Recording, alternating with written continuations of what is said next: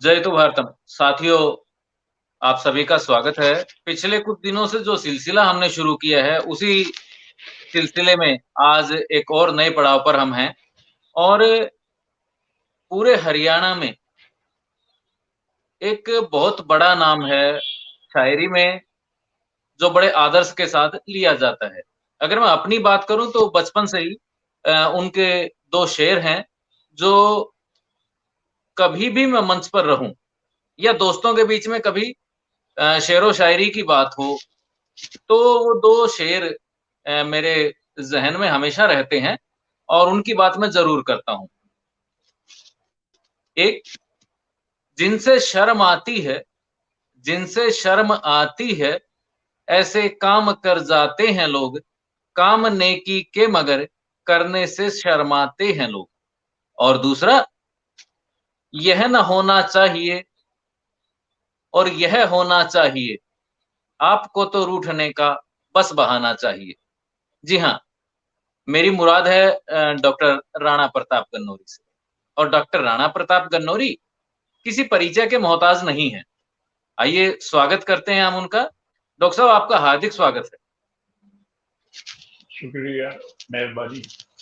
मैं तो यहाँ एक अच्छे शेर से शुरुआत करता हूँ। आपके पास जो 2 शेर हैं, तीसरा ये शेर शामिल कर लीजिए जी, कि तुमको पत्थर ही जो बनना है तो कुछ बेहतर बनो। जी, तुमको पत्थर ही जो बनना है तो कुछ बेहतर बनो। राह जी। का पत्थर न बनकर मील का पत्थर बनो। हर युवा के दिमाग में कहीं न कहीं ये प्रश्न होता है कि डॉक्टर राणा प्रताप गन्नौरी बनने के लिए या उस स्थान पर पहुँचने के लिए कैसे, क्या करना पड़ता है? किस परिवार में जन्म हुआ होगा डॉक्टर राणा प्रताप गन्नौरी का? और ये बहुत सारे प्रश्न दिमाग में चलते हैं युवाओं के। शुरुआत आपके बचपन से ही करूँगा। एक बार अपने बचपन की जो पारिवारिक परिस्थितियाँ थी आपकी, उसके बारे में हमारे दर्शकों को बताइए। ऐसा है कि जिस वक्त देश विभाजित नहीं हुआ था, जी, ये पंजाब पंजाब सारा मुश्तरका था। पेशावर से लेकर और पलवल, और पलवल से आगे होडल तक सारा जी, पंजाब एक ही था। तो इसके पश्चिमी क्षेत्र में एक जिला है मुजफ्फरगढ़, जी, जो चनाब और सिंध के बीच में पड़ता है। एक तरफ से चनाब बहता हुआ आ रहा है और ऊपर से सिंध बहता हुआ आ रहा है। और हमारी तहसील अलीपुर से 11 किलोमीटर पर ये चनाब आगे बढ़कर सिंध से मिलने जा रहा होता है। तो मैं उस दुआबे में पैदा हुआ हूँ। एक कस्बा था जतोई, और जतोई से 4 मील पर जहानपुर नाम का एक गांव जी, है। वहां एक जिम्मेदारा परिवार में चौधरी जयमनी लाल भूटानी जी के यहाँ मैं 3 जून 1938 को पैदा हुआ। तो मैं वहां जहानपुर में तकरीबन 5-6 साल रहा। मेरी माता जी श्रीमती राम देवी बड़ी सुशील महिला थी, अच्छे संस्कारों वाली महिला थी।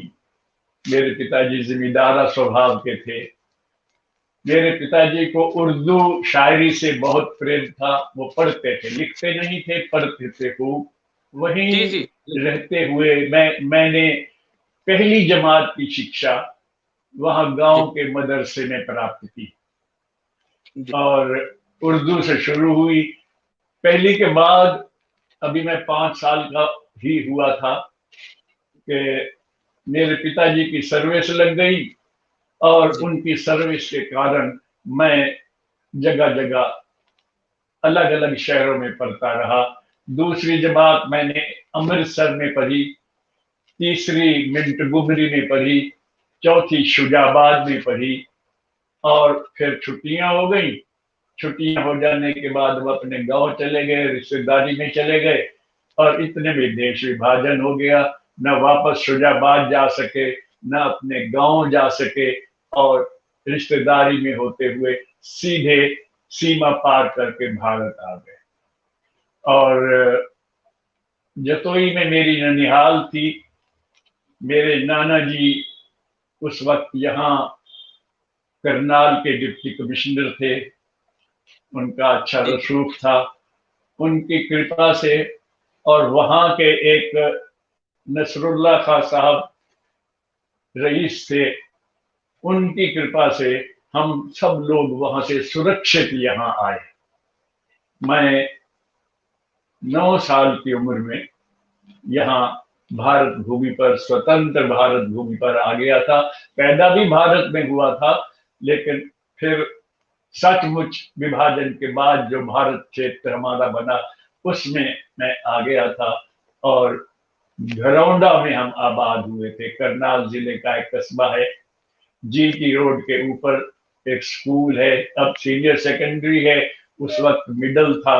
उसमें मैंने 5वीं, 6वीं, 7वीं की शिक्षा प्राप्त की। तो हम लोग जी वहां से सुरक्षित आए थे। हमें किसी प्रकार की कोई क्षति नहीं हुई, किसी का बाल बांका नहीं हुआ। लेकिन और लाखों लोग मुस्लिम आतताइयों के हथियारों का शिकार हो गए, और खून से लथपथ नदियां यहाँ से जाती थी, खून से लथपथ गाड़ियां वहां से आती थी। तो ये बहुत ही विधि विभीष और बहुत ही कष्टकारी दृश्य होता था। लेकिन हमें रास्ते में ऐसा कोई दृश्य देखने को नहीं मिला। 5वीं से 7वीं तक घरौंडा में पढ़ाई की, और 8वीं जमात फिर पिताजी की सर्विस के कारण गोहाना में चले गए। 8वीं मैंने वहां से पास की। अब आती थी मैट्रिक की स्टेज, तो फिर हम गन्नौर की तरफ आ गए।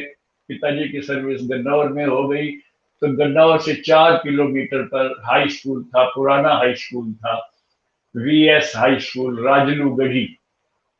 जी उस राजलूगढ़ी स्कूल से मैंने 9वीं 10वीं की शिक्षा प्राप्त की 1953 में। 15 साल की उम्र में मैंने मैट्रिक पास कर ली। उसके बाद मेरी ज्यादातर शिक्षा प्राइवेट हुई। सिर्फ ट्रेनिंग के 2 साल जेबीटी और बीए बीएड बीएड और जेबीटी, 2 साल ऐसे थे जो मैं किसी संस्था में पढ़ा।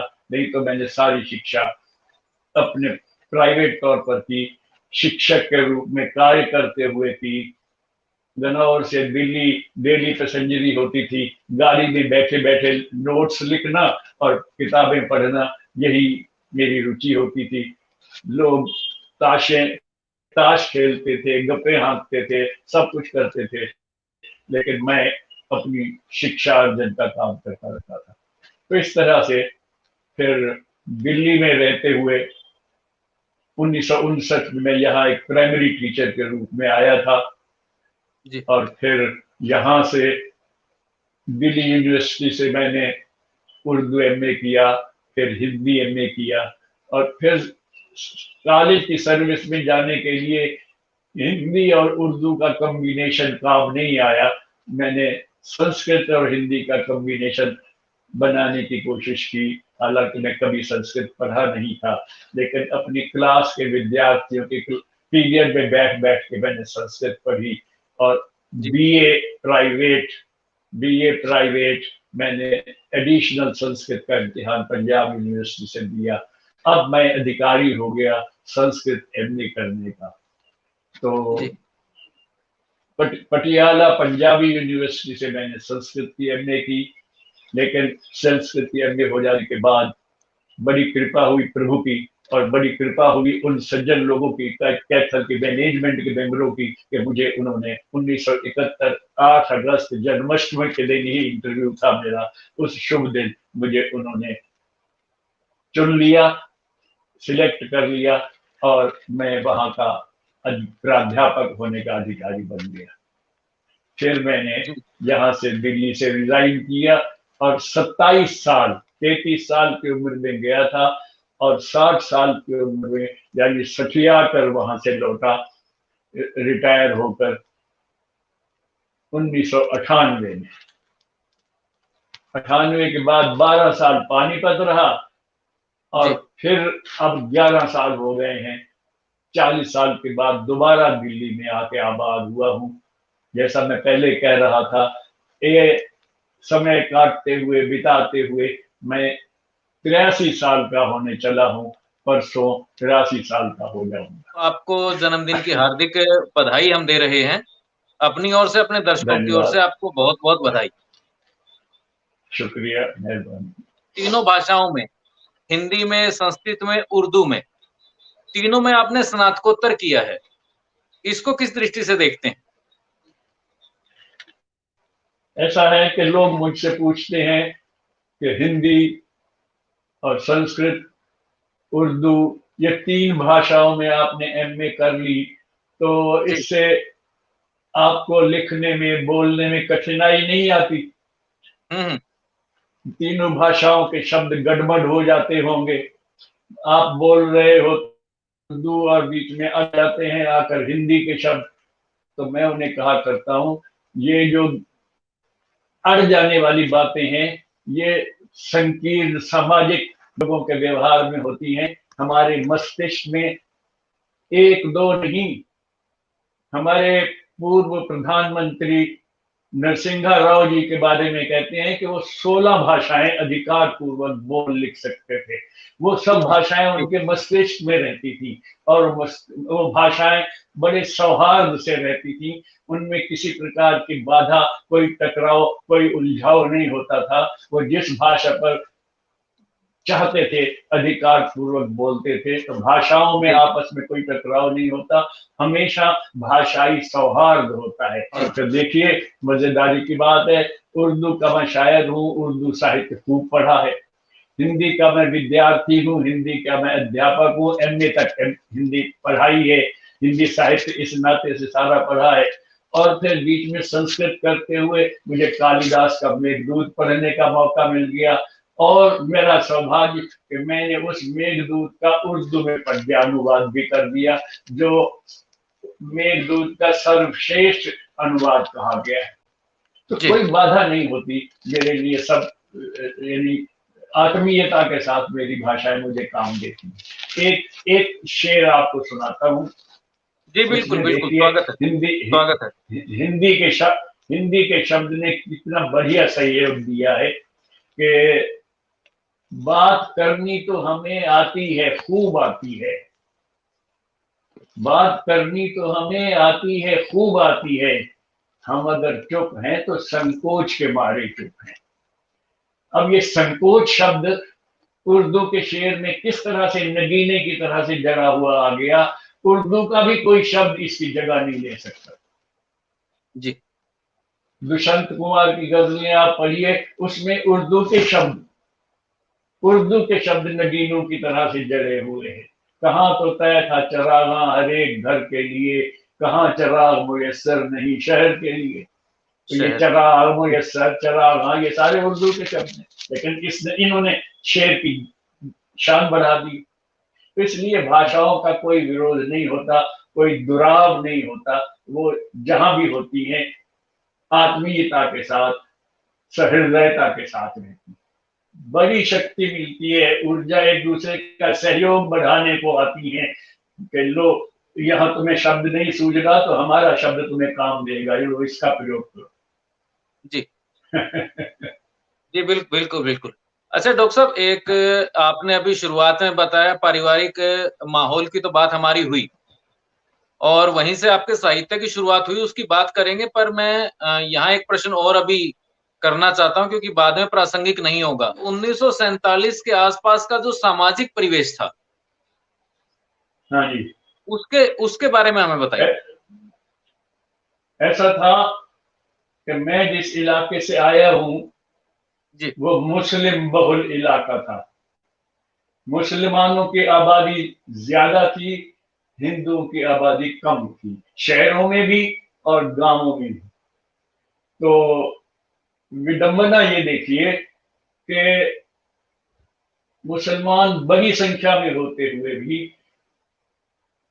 समाज का वित्तीय पक्ष, वित्तीय सारा कारोबार वो हिंदुओं के पास होता था। जी वो साहूकार भी होते थे और दुकानदार भी होते थे और दूसरे कारोबार भी करते थे, और मुसलमान जो थे वो जिम्मेदार थे, ठाट से रहने वाले लोग थे, या फिर कुछ जो कमजोर वर्ग से थे वो सेवा कर्मी थे। हमारे यहाँ उधर मोची, नाई, धोबी या खेत के किसान वो मुसलमान होते थे। तो लेकिन वातावरण सौहार्दपूर्ण था। 1947 के मार्च अप्रैल तक बड़े शहर तो उभर रहे थे। लाहौर, मुल्तान में तो जोश था, लेकिन आसपास के कहीं छोटे इलाके में, शहरों में, कस्बों में, तहसील के लेवल तक के शहरों में कुछ नहीं था, शांति थी। और किसी को कल्पना भी नहीं थी कि ऐसा बड़ा उपद्रव होगा कि लाखों लोग इधर से उधर और उधर से इधर आएंगे। संसार के किसी देश में विभाजन की रेखाओं के खींचने के बाद इतना बड़ा जन समूह इधर उधर बेघर होकर नहीं गया। इतने बड़े जन समूह का खून किसी भी देश के बंटवारे पर नहीं बहा। और हमारे दुर्भाग्य से कि उस वक्त खून बहा जब हमें आजादी मिली। इधर आजाद हम हुए, इधर बर्बाद भी हुए, घर से उजड़ कर हम साथ ही साथ इधर आए। लेकिन वैसे सामाजिक वातावरण में कोई सेट होते देर नहीं लगी। यहाँ से जो लोग गए वो वहां सेट हो गए, और वहां से जब हम आए तो हमारे नेता उस वक्त के बहुत ही योग्य थे, बड़े अच्छे स्टेट्समैन थे। नेहरू, पटेल, गांधी जैसे लोग उस वक्त थे जिन्होंने देश की आजादी का संग्राम लड़ा था। उन्होंने अंग्रेजों का ये सपना झूठ कर दिया। अंग्रेज जब यहाँ से गए थे वो ये कहते हुए गए थे कि इनसे इतना बड़ा देश कहाँ संभलेगा, 550 स्टेट्स हैं यहाँ, और इतना बिखरा हुआ, इतने सारे राजे महाराजे और नवाब हैं, कहाँ इनसे ये देश संभलेगा। ये कल ही हमें कहेंगे कि आओ भाई तुम संभालो, तुम्हारे बस का था। लेकिन अंग्रेज मुंह ताकते रह गए। तो ये क्या हुआ, सरदार पटेल ने वो सारी स्टेट्स, सिर्फ 3 स्टेट्स को छोड़ के सारी स्टेट्स एक माला की तरह गूंज के एक इतना बड़ा देश, कश्मीर से लेकर कन्याकुमारी तक और गुजरात से लेकर असम तक, इतना बड़ा देश। मैं तो कल्पना करता हूं और मैं दावे से भी कहता हूं कि हमारे भारत के सारे इतिहास को आप खंगाल जाइए, हिंदू पीरियड का और उससे भी पीछे तक, कभी भी इतना बड़ा देश, इतना बड़ा अखंड भारत एक केंद्रीय सरकार के अधीन नहीं रहा, जो सरदार पटेल की कृपा से अब संभव हो पाया है।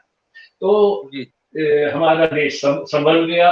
हम लोग वहां से आए थे, कभी किसी के आगे हाथ नहीं फैलाया।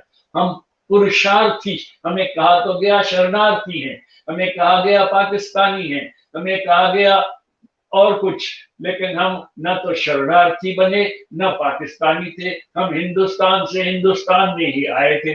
वहां थे तब हिंदुस्तान था, और उधर के आए तब हिंदुस्तान में आ गए। और हम पुरुषार्थी सिद्ध हुए, हमने मेहनत की, हमने कठिनाइयां सही और अपने पैरों पर खड़े हो गए। बल्कि मैं तो ये कहता हूं कि अगर हम वहां होते तो कहीं भी नहीं होते, जिम्मेदारी करते होते गांव में बस। लेकिन यहाँ हम आ गए, खुशकिस्मती से सोनीपत, पानीपत के इलाके में बसने का मौका मिल गया। दिल्ली राजधानी बगल में थी। हमारे लिए तो तरक्की के, प्रगति के रास्ते इतने खुले हुए थे कि हमारे इलाके के लोग बहुत ऊंचे ऊंचे पदों पर और गौरवमयी स्थिति में स्थापित हो गए। हम लोग अपने यहाँ आकर बस गए, कोई सामाजिक नहीं कुछ हुआ। हाँ, एक बात होती रही कि कुछ लोग हमें शुरू शुरू में, जैसा कि मैंने कहा, शरणार्थी या पाकिस्तानी कहकर बुलाते थे, तो ऐसा महसूस करते थे जैसे पता नहीं कहां से लोग आके बसा दिए गए। लेकिन हम इस पीड़ा से भी निकल गए। ये कहना भी लोगों ने छोड़ दिया, जबकि पाकिस्तान में जो लोग यहाँ से गए हैं वो आज भी मुहाजिर कहलाते हैं। तो वो वहाँ एक आत्मता स्थापित नहीं कर सके, लेकिन हम तो यहाँ रस मिस गए हैं। और हमें एक छोटी सी कविता मैं 9वीं जमात में पढ़ा करता था, एक बूंद उस कविता का शीर्षक था, जिसमें कवि कहता है कि बादलों से बूंद निकली है, लेकिन बड़े संकोच में है कि मेरा क्या बनेगा। इतना सोच रही थी वो कि हवा अनमनी आई और वो उसे उड़ाती हुई ले आई, और एक समंदर के अंदर एक सीप का मुंह खुला हुआ था और वो बूंद उसमें गिर गई और मोती बनी। उस कविता की अंतिम पंक्तियां ये हैं कि लोग यूं ही हैं झिझकते सोचते, जबकि उनको छोड़ना पड़ता है घर, किंतु घर का छोड़ना अक्सर उन्हें बूंद लो कुछ और ही देता है कर। सो हमें घर का छोड़ना पीड़ा कारक नहीं रहा, हम सचमुच महसूस करते हैं कि हम कुछ और हो गए। आज मैं आपके सामने बैठा हूँ, प्रतिष्ठित शायर हूँ, 3 भाषाओं का MA हूँ, PhD हूँ, साहित्य का सृजन करता हूँ, साहित्य पढ़ा भी है, पढ़ाया भी है और साहित्य जगत में प्रतिष्ठा भी है। ऐसा वहां संभव नहीं था। ये जी देख लीजिए, ये 1947 के वातावरण का प्रभाव। जी, पहली बात तो आपकी सकारात्मक सोच और दूसरी हिंदुस्तान की सकारात्मकता। अब एक प्रश्न यहाँ उठता है कि 1947 की घटना विश्व इतिहास की बड़ी दुर्भाग्यशाली घटना है, पूरे विश्व इतिहास की। तो उस घटना के ऊपर थोड़ा-सा प्रकाश डालिए। मैं निवेदन करूं, इस घटना पर बड़े-बड़े साहित्यकारों ने बहुत कुछ लिखा है। मैं तो उस जी, वक्त 9 साल का वहां से आया था, 5वीं जमात में यहाँ आके दाखिल हुआ। दूर दूर तक कल्पना नहीं थी कि मैं शायर भी बन जाऊंगा। 18 साल की उम्र में जाकर जब मैं JBT में पढ़ रहा था, तब मैंने शायरी शुरू की थी। सोनीपत में पहली कविता पढ़ी थी। 1955 में एक मुशायरा सुनते हुए मन में इच्छा हुई थी कि काश मैं भी कवि होता और मंच से कविता सुनाता। अगले ही साल मुझे वो अवसर प्रभु ने दे दिए। तो इस नाते से मुझे कोई कवि स्मृति मेरे कोश में नहीं है। न तो वहां से आते हुए कोई हानि हुई, न यहाँ आकर किसी प्रकार की बहुत वेदना सहनी पड़ी। हाँ, बहुत से लोग ऐसे हैं जिन्हें बहुत कुछ सहना पड़ा, जिनके बहुत सारे अपने परिवारजन के लोग रास्ते में ही मार दिए गए। इस मामले में डॉक्टर चंद्र त्रिखा जी ने 4-5 किताबें लिखी हैं, बहुत मार्मिक वर्णन उन्होंने किया है। तमस नाम का एक उपन्यास है जिस पर सीरियल भी चलता रहा, और भी कई रचनाएं ऐसी आई हैं जिन्होंने उसका वर्णन किया है, उस पीड़ा का। और अब हमारे यहाँ एक आपके कुरुक्षेत्र के ही मिस्टर केशु मेहता हैं, जो केशु फिल्म्स के नाते फोटोग्राफी करते हैं। उन्होंने बहुत अच्छा चित्रण किया है उस वक्त के काफिलों के आने जाने का, ऊपर नीचे लगी हुई ट्रेनों के आने जाने का, और वो उससे पता चलता है कि हम लोग किस तरह से आए। तो जहां तक मेरा ताल्लुक है, मुझे इस प्रकार की कोई कटु स्मृति संजो रखने का मौका नहीं मिला। मैं जी, साहित्यकार भी बाद में बना, और इसलिए मैं सिर्फ पिताजी के बारे में एक घटना याद आती है, वो मैं सुना सकता हूँ। जी, जी, वो जी, जी, शुजाबाद, हम तो छुट्टियां बिताने गांव चले गए थे, वो शुजाबाद में ही थे, और वहां से ही एक ट्रेन हिंदुओं को लेके इधर आने लगी। लेकिन मुसलमान लोग उनके विरुद्ध थे, उनकी ताड़ में थे। पर हमारा एक जो चपरासी था उनका, वो मुसलमान था, गुलाम रसूल। उसने कहा चौधरी मन्ना, चिंता मत करो, मैं आपको सुरक्षित रवाना करूंगा। तो उसको पता लगा कि गाड़ी आ रही है और इन लोगों को लेकर जाएगी। उसने बड़ी सुरक्षा से उनको ट्रेन पर बिठाया, और जिस डब्बे में इनको जगह मिली, वो डब्बा माल रखने का, सामान रखने का था। उसके अंदर ना तो कोई लाइट थी, ना कोई पंखा था, अंधेरा था, बस दरवाजा बंद हो जाए तो अंधेरे का थी।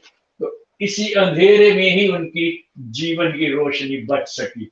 वो गाड़ी जब आगे कुसूर नाम के स्टेशन पर आई, कुसूर नाम के स्टेशन पर मुसलमानों ने हमला कर दिया। सारी पीछे की सारी गाड़ी में लाइटें जल रही थी, और जिस जिस डब्बे में लाइट जल रही थी उन्होंने सब सब लोगों को खून उनका बहा दिया, और उस उनके खून से लथपथ गाड़ी आई। इनके डब्बे पर सबसे पहले उन्होंने अल्लाह अकबर कह के हमला किया, लेकिन अंदर से कोई खुसर खुसर सुनाई नहीं दी, तो कहने लगे चलो चलो ये माल का डब्बा है, बंद है, इसमें कोई नहीं है। बस पीछे की गाड़ी पे फिर पड़े, और हमारे पिताजी और उनके कुछ साथी माल के, मनुष्यों के रूप में नहीं, सामान के रूप में उस डब्बे में बंद हुए हुए सुरक्षित भारत आ गए। नहीं तो शायद हमें भी खरोंच आ गई होती कि हमारा भी ये नुकसान उस उपद्रव में हुआ। तो प्रभु की ये भी बड़ी कृपा हुई। तो बीत गए वो दिन, कटु स्मृतियां हैं, लेकिन कभी चर्चा हो जाती है तो बहुत दुख होता है। अदरवाइज हम सब लोग उनसे बहुत उबर गए हैं, बहुत आगे निकल आए। एक बात और निवेदन करूं, ये दुख का जो पहाड़ टूटा, ये पूरे भारत पर भावनात्मक स्तर पर तो टूटा, भौगोलिक स्तर पर नहीं टूटा। ये सिर्फ सहा पंजाब ने और बंगाल में। विभाजन हुआ इधर बंगाल का, इधर पंजाब का। पंजाब के दो हिस्से हुए, एक पाकिस्तानी पंजाब बन गया, एक इधर हमारा पंजाब हो गया। बंगाल के दो हिस्से हुए, एक पाकिस्तानी बंगाल हो गया, एक हमारा पश्चिमी बंगाल हो गया। तो इन दोनों सूबों ने जो सहा, उसकी पीड़ा को केरल का आदमी और तमिलनाडु का आदमी और कर्नाटक का आदमी कैसे महसूस कर सकता है? नहीं महसूस कर सकता। वो तो आजादी की खुशियां मना रहे थे, हक भी था उनका, मना रहे थे, और हम साथ साथ खून भी बहा रहे थे, आंसू भी बहा रहे थे, घर भी छोड़ रहे थे। सब तरह के कष्ट दोनों प्रांतों, बंगाल और पंजाब को सहने पड़े थे, और वो हम सह रहे थे। बिल्कुल डॉक्टर साहब, सही बात है। और जिन लोगों ने इस पीड़ा को भोगा है, निसंदेह वो आज भी उस दर्द को महसूस करते हैं। तो इससे पहले कि हम आगे बढ़ें, मैं चाहता हूं आप हमारे दर्शकों को कुछ सुना दीजिए। लीजिए। आजकल अक्सर कहा जाता है कि संवेदनाहीनता का माहौल है, किसी को किसी के दर्द का कोई एहसास नहीं है। मैं एक मतला और एक शेर, यानी 4 पंक्तियां निवेदन कर रहा हूं। सबकी आंखें तो खुली हैं, देखता कोई नहीं। सबकी आंखें तो खुली हैं, देखता कोई नहीं। सांस सबकी चल रही है, जी रहा कोई नहीं। सांस सबकी चल रही है, जी रहा कोई नहीं। मैं सिसकने की सदाएं सुन रहा हूं बार बार। मैं सिसकने की सदाएं सुन रहा हूं बार बार। आप कहते हैं कि घर में दूसरा कोई नहीं। मैं सिसकने की सदाएं सुन रहा हूं बार बार। आप कहते हैं कि घर में दूसरा कोई नहीं। और बहुत बढ़िया, शुक्रिया। और 4 पंक्तियां, और ये उर्दू शायरी के नमूने हैं, उनमें से 4 पंक्तियां आपको और सुना रहा हूं। मेरे आंगन में कुछ अजनबी पैरों के हैं, मेरे आंगन में निशान कुछ अजनबी पैरों के हैं। मेरे आंगन में निशान, अब अगर कुछ ऐसी चीजें देखने को मिल जाए जो अनजानी हो, तो वहम पैदा होता है मन में कि पता नहीं कौन आया होगा, क्या करने आया होगा, क्या करके गया होगा। इस तरह की भ्रम पैदा होते हैं। तो मेरे आंगन में निशान कुछ अजनबी पैरों के हैं। क्या खबर कैसे इरादे इन दिनों गैरों के हैं। मेरे आंगन में निशान कुछ अजनबी पैरों के हैं। क्या खबर कैसे इरादे इन दिनों गैरों के हैं। भक्त जय जयकार तो देवी का करते हैं मगर, भक्त जय जयकार तो देवी का करते हैं मगर, आचरण उनके जो देखें आप तो भैरों के हैं जी। आचरण उनके जो देखें आप तो भैरों के हैं। 4 पंक्तियां और निवेदन कर रहा हूं कि मैं सब में हूं। ये उपनिषद का सर्वात्मवाद है इन पंक्तियों में। मैं सब में हूं, सब मुझ में है। ये अनुभव आसान नहीं है। मैं सब में हूं, सब मुझ में है, ये अनुभव आसान नहीं है, लेकिन इस अनुभव से वंचित जो है वो इंसान नहीं है।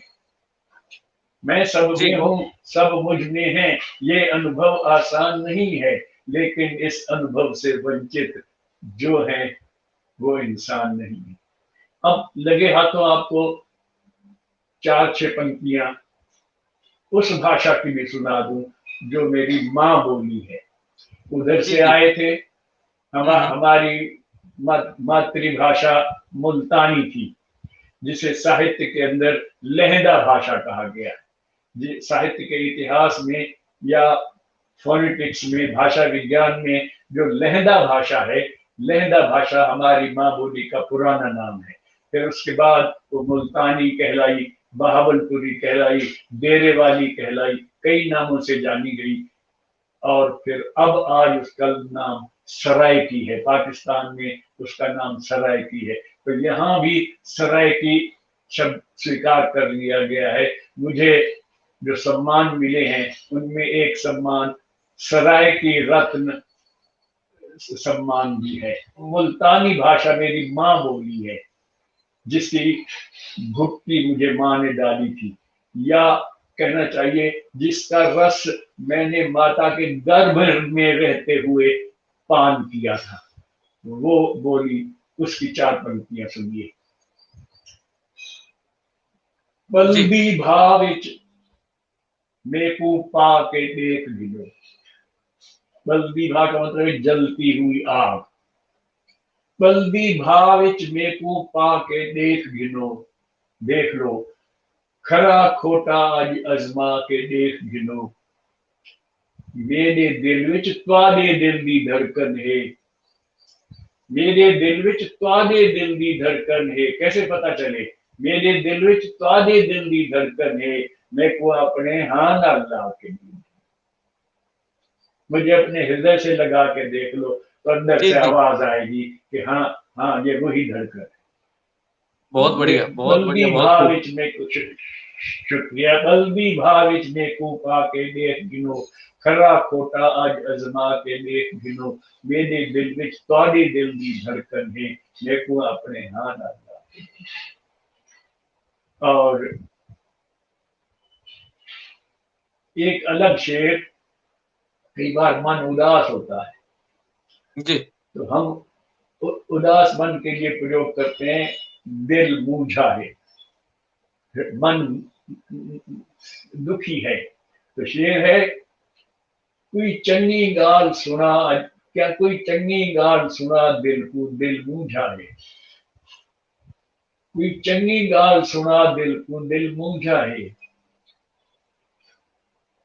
कहीं सूरत जैसे भी हो, किसी तरह कहीं सूरत विंदला दिल को, दिल मूझा है। मेरे दिल को प्रसन्न कर, प्रमुदित कर, उल्लसित कर, मेरा दिल बड़ा उदास है। कोई चंगी गाल सुना दिल को, दिल मूझा है। कई सूरत विंदला दिल को, दिल मूझा है। और 2 शेर और, वो शिकवा है, एक प्रकार का की शिकायत है प्रभु से, समाज से, कि ज्यादा मंगना थोड़ा आखिर क्यों लेनी। जी। मैं झोली फैला रहा हूं, तू चुटकी भर के डाल रहा है। कोई बात नहीं। ज्यादा मंगना थोड़ा आखिर क्यों देनी, गाल गाल के त्रोड़ा आखिर क्यों देनी। बार बार क्यों कहता है, जा जा जा जा, चला जाएगा। क्यों ऐसा करता है? ज्यादा मंगना थोड़ा आखिर क्यों देनी, गाल गाल के त्रोड़ा आखिर क्यों देनी। और शेर देखिए कि ए देखन ओ देखन पे पाबंदी है, 100 मर्यादाएं लगाई जाती हैं। ए देखन ओ देखन पे पाबंदी है, अखी दा ए जोड़ा आखिर क्यों देनी।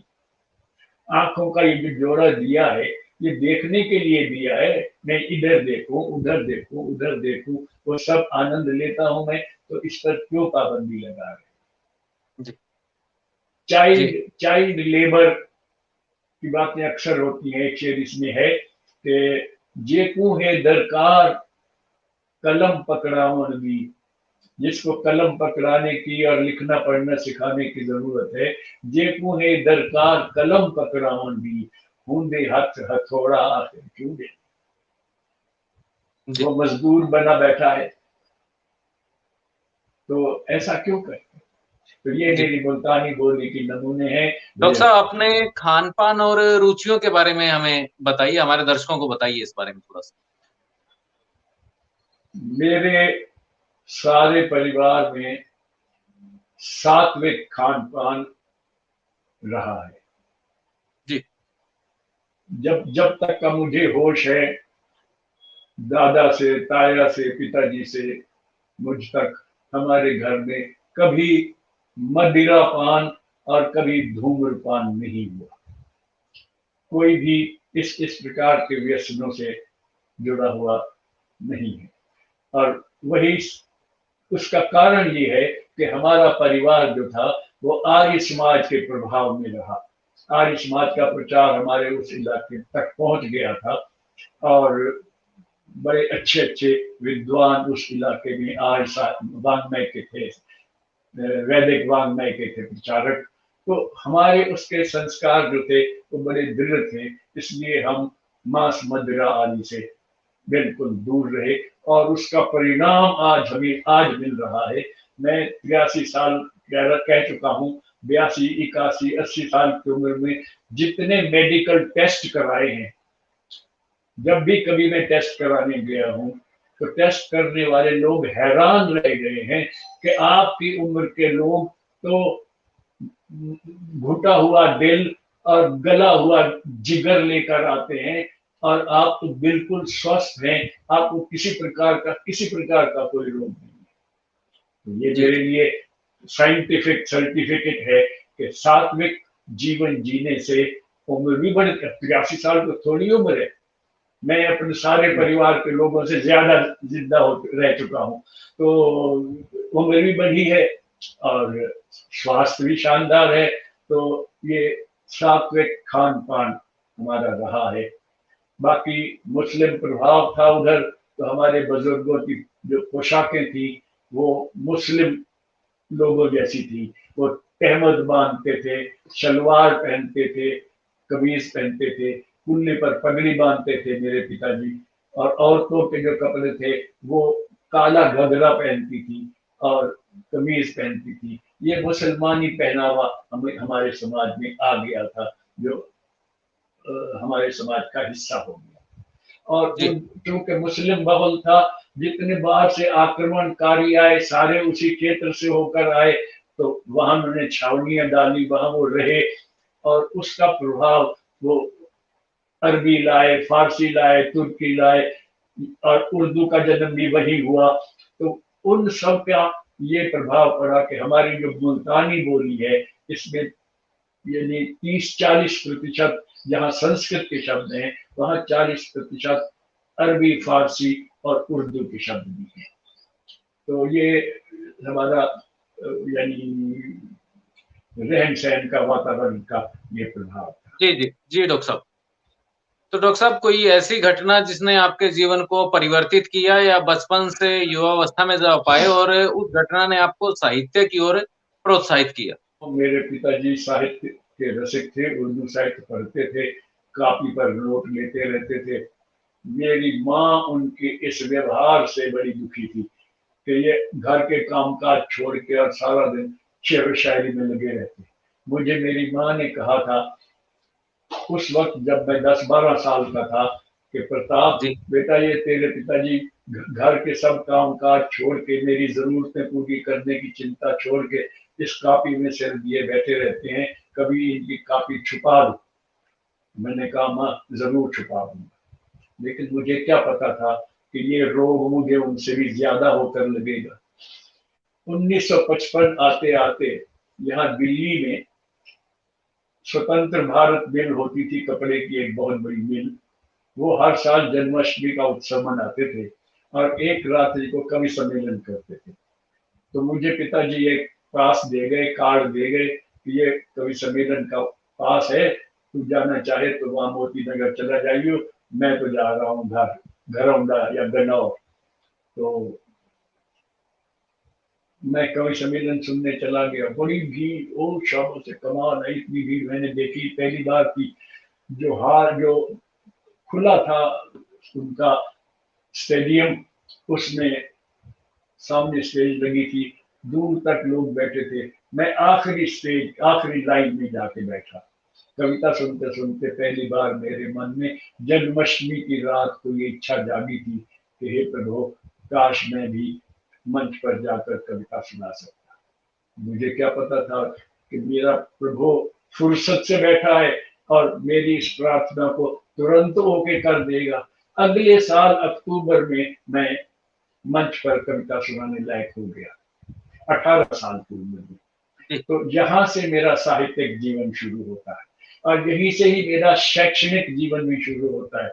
बेसिक की ट्रेनिंग भी मैंने यही सोनीपत से 1956 में ही की थी और उसके बाद मैं प्राइमरी स्कूल टीचर बना, मिडिल स्कूल टीचर बना, कॉलेज लेक्चरर बना, वो सारी यात्रा शुरू हो गई। तो शायरी और शिक्षा की यात्रा 1960 तक तो समांतर चलती रही।